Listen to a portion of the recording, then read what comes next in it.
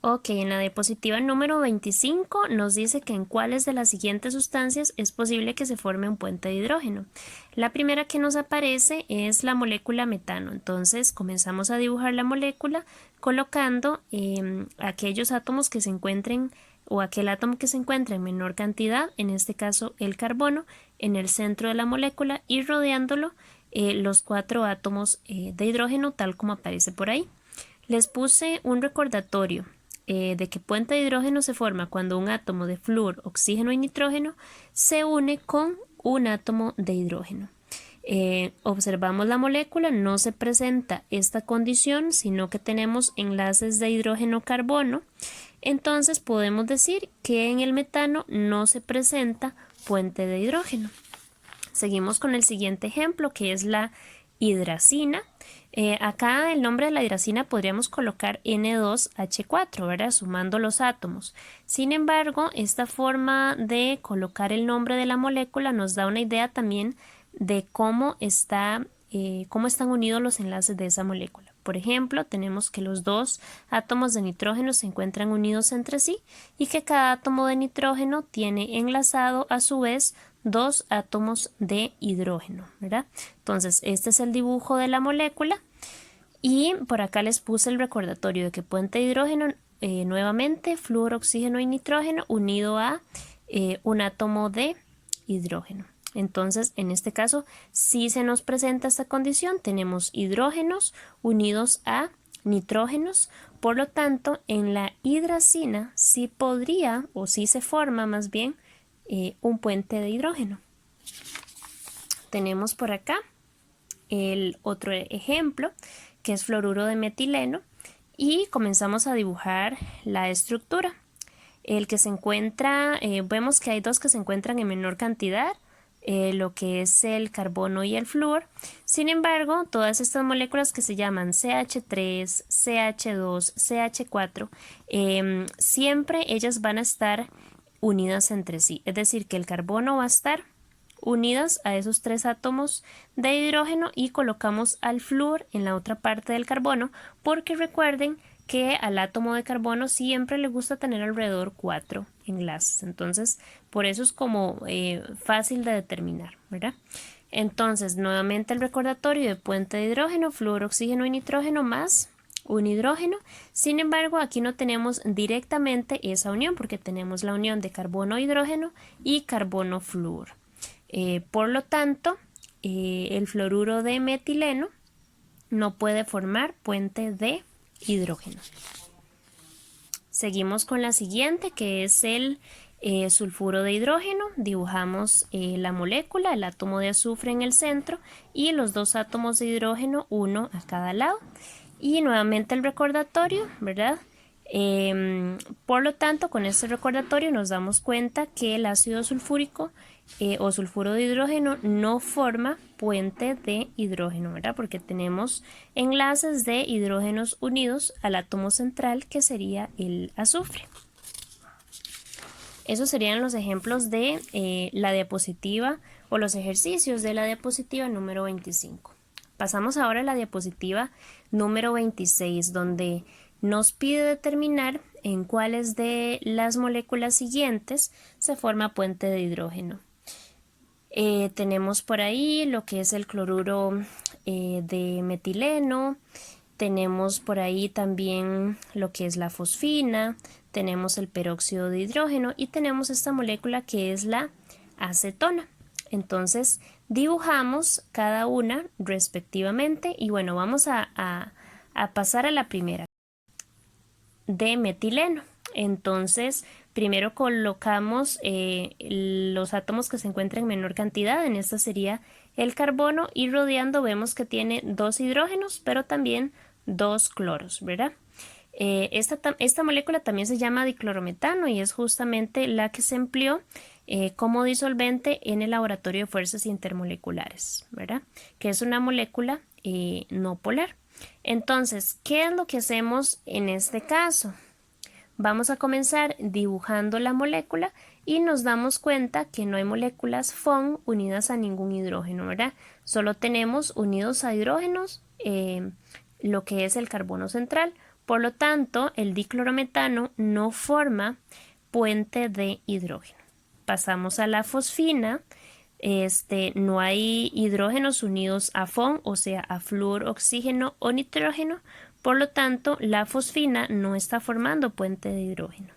Si nos vamos al peróxido, vemos que sí, que en efecto tenemos un hidrógeno unido a un oxígeno, ¿verdad? Entonces tenemos por acá estos dos electrones y pertenecen también a este oxígeno, nada más que quedó por la rayita un poco afuera. Pero vemos que el peróxido de hidrógeno sí está formando puente de hidrógeno. Tenemos por acá la molécula de acetona. No se asusten con esto, ¿verdad? Tenemos CH3 que se llama un metil, ¿verdad? Todas estas moléculas CH3 se llaman metiles. ¿Cómo se dibujan? Bueno, colocamos CH3 a un lado. Vemos que después del CH3 hay un carbono que está por acá. Solamente el oxígeno está unido al carbono, este oxígeno por acá, y tenemos otro metil por acá, ¿verdad? Igual moléculas tan complejas no se las voy a poner, les voy a poner más fáciles como estas, y moléculas complejas yo les daría el dibujo de la molécula para que lo puedan realizar. Bueno, aquí obviamente faltan los electrones libres y el carbono sí está cumpliendo octeto por ahí. Sin embargo, acá lo más importante es ver el tipo de enlace que se forma y vemos que en efecto, pues la acetona no tiene ningún enlace hidrógeno-flúor, hidrógeno-oxígeno o hidrógeno-nitrógeno, por lo tanto la acetona no forma puente de hidrógeno. Entonces, de todos estos ejercicios o preguntas de la diapositiva número 26, solamente el peróxido forma puente de hidrógeno porque hay un oxígeno unido a un hidrógeno, ¿verdad?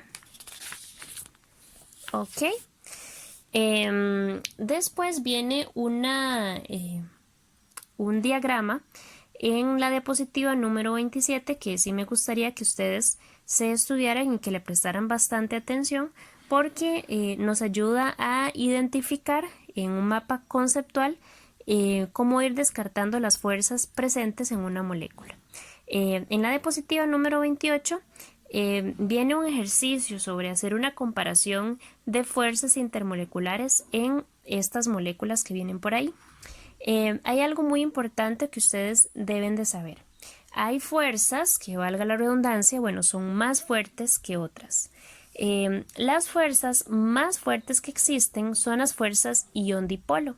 Las fuerzas ion-dipolo, recuerden que están presentes en enlaces iónicos, es decir, cuando vemos una molécula conformada por un metal más un no metal, ¿verdad?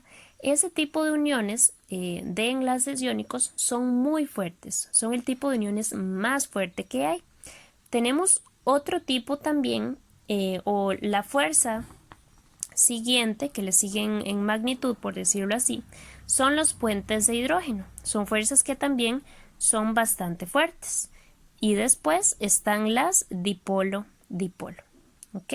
Entonces, este es el orden de fuerza, ¿verdad? O de interacción. Primero ion-dipolo, después le siguen los puentes de hidrógeno y después le siguen dipolo-dipolo. Eso siempre es muy importante saberlo y nos va a ayudar a lo siguiente. Porque nos preguntan o nos dicen, bueno, ordene las siguientes sustancias en orden de punto de ebullición creciente, es decir, de punto de ebullición menor a punto de ebullición mayor. Entonces, es muy importante, o ¿cuál es el primer ejercicio? Bueno, lo primero que vamos a hacer es caracterizar las moléculas entre sí. Entonces, primero tenemos lo que es el cloruro de bario. Aquí las estoy caracterizando por cómo me fueron apareciendo, ¿verdad? Entonces, el cloruro de bario. Tenemos que el tipo de enlace que tiene el cloruro de bario es un enlace iónico. ¿Por qué? Porque si nos fijamos en quién está formando el cloruro de bario, vemos que tenemos al bario, que es un metal, y a dos cloros, que respectivamente son no metales. Entonces, por eso yo puedo determinar que el tipo de enlace que se está formando en el cloruro de bario es un enlace iónico. ¿Ok? Después tengo al hidrógeno diatómico que está conformado por dos átomos de hidrógeno que son no metal más no metal. Entonces, el tipo de enlace que se está formando entre esos dos átomos de hidrógeno es un enlace que es covalente no polar. Covalente porque son dos no metales y no polar porque sus electronegatividades son iguales. Entonces, por decirlo así, se cancelan. Después tenemos al monóxido de carbono. Carbono es un no metal y el oxígeno es un no metal. Al dibujar la estructura, por ahí se forma un triple enlace, pero nos damos cuenta que entre los dos, el que está más cerca del flúor es el oxígeno.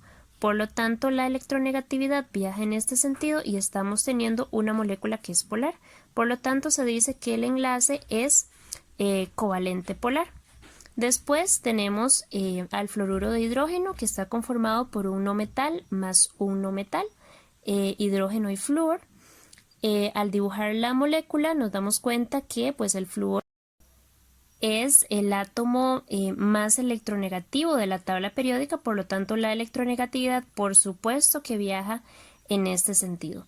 Por acá lo que les puse es lo siguiente. Podemos decir que se forma un enlace covalente polar.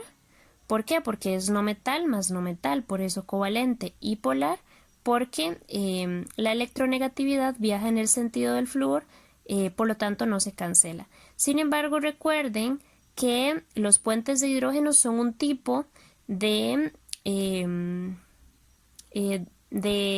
enlace o de fuerza presentes en moléculas que tienen enlace covalente polar, o sea, es un tipo de fuerza dipolo, dipolo, dipolo, ¿verdad? Entonces, eso es muy importante recordar. Sin embargo, aquí podemos decir que la fuerza que predomina o la más importante sería puente de hidrógeno, ¿verdad? Entonces, por acá tenemos la comparación de las fuerzas. Entonces, ¿cuáles son las fuerzas más intensas? Bueno, las acomodé en este orden. La fuerza más intensa es la del cloruro de bario. ¿Por qué? Porque tenemos un enlace, ¿verdad? Tenemos un enlace iónico, por lo tanto, la fuerza presente es un ion dipolo. Aquí creo que vale la pena más bien recordar este pequeño mapa que les hice. Entonces, ion dipolo es más fuerte. Después por acá tenemos el ácido fluorhídrico. ¿Cuál tipo de fuerza prevalece? Bueno, el puente de hidrógeno. ¿Ok? En el monóxido de carbono, dipolo-dipolo. Los fui acomodando en este sentido. Primero coloqué la más fuerte, ion dipolo, la siguiente más fuerte, el ácido fluorhídrico, porque forma puente de hidrógeno, y la siguiente más fuerte, el monóxido de carbono, porque forma dipolo-dipolo. En el hidrógeno diatómico solo existen fuerzas de dispersión de London. Sin embargo, bueno, acá las acomodé desde la más fuerte hasta... Sin embargo, estas las acomodé desde las más fuertes, ¿verdad? Hasta las más débiles. En el ejercicio lo que nos decía era, bueno, ordene las sustancias en orden de punto de ebullición creciente, o sea, de la molécula que tenga menor punto de ebullición a mayor punto de ebullición. Entonces sería el orden al revés, ¿verdad? Porque recuerden que aquí las acomodé en las moléculas desde la fuerza más fuerte hasta la fuerza más débil. Por lo tanto, la respuesta sería colocar este orden al revés, o sea, la molécula que tiene menor punto de ebullición sería el hidrógeno diatómico y la molécula que tiene un punto de ebullición más elevado es el cloruro de bario en este caso. ¿Y por qué sería de esta manera? Recuerden que las fuerzas más intensas van a tener a las moléculas unidas más fuertemente entre sí. Por lo tanto, para poder separar esas moléculas y pasar del estado líquido al estado gaseoso, necesito aplicar mayor temperatura, ¿verdad? Entonces, por eso el hidrógeno diatómico tendría una temperatura de ebullición muchísimo más baja que el cloruro de bario en esta comparación, ¿verdad? Entonces, la respuesta en orden de punto de ebullición creciente sería entonces en este sentido. del hidrógeno hacia el cloruro de bario. ¿Ok? Bueno, por ahí también nos pide determinar, en esta misma diapositiva, nos pide determinar el tipo de fuerzas presentes en algunas moléculas y también nos pide determinar en cuál de ellas la temperatura o punto de ebullición es el más elevado. Bueno, lo primero que hice fue comenzar a dibujar las moléculas entre sí, moléculas así de largas y complejas. Yo les daría el dibujo. Bueno, esta está bastante sencilla. Están bastante sencillas en realidad. Pero yo determinaría si es muy larga o muy compleja, yo les daría pues el dibujo de la molécula. En este caso las dibujé y comencé a determinar las fuerzas presentes en cada una de ellas. Entonces tenemos por acá la primer molécula, que sería el metanol. ¿Qué tipo de fuerza está presente en el metanol? Bueno, en todas siempre van a estar presentes las fuerzas de dispersión de London, porque todas tienen una nube de electrones que va a ser maleable o polarizable, ¿verdad? Entonces, al todas tener nube de electrones, porque ninguna molécula se salva de eso, de tener electrones, porque recuerden que estamos trabajando con moléculas neutras, entonces todas van a tener fuerzas de dispersión de London. Eso es importantísimo, ¿verdad? Después de esto, después de determinar que todas tienen fuerzas de dispersión de London, vamos a ir un poquitico más allá. Vemos que aquí tenemos un hidrógeno unido a un oxígeno, por lo tanto, en esta molécula tenemos puente de hidrógeno. De igual manera, en el etanol, este se llama metanol y este se llama etanol. En el etanol también tenemos puente de hidrógeno porque tenemos la unión de un hidrógeno más un oxígeno. En esta otra molécula, que es el etano, tenemos acá primero fuerzas de dispersión de London, ¿verdad? Porque están presentes en todas.